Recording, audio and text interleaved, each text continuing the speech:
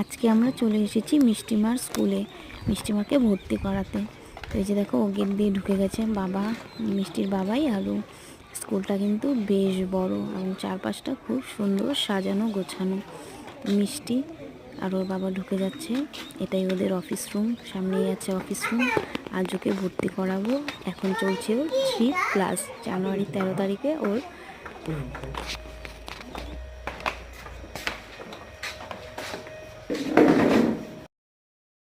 কি খাবে? ফুচকা খাবে? ঝাল লাগবে না ফুচকা খেলে?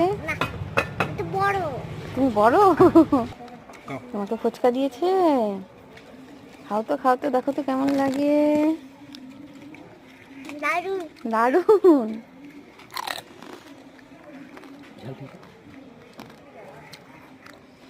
ঝাল লাগছে না?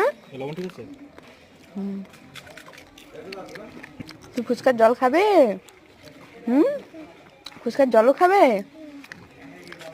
এভাবে কেউ ফুচকা খায়? একবারে খেয়ে নাও।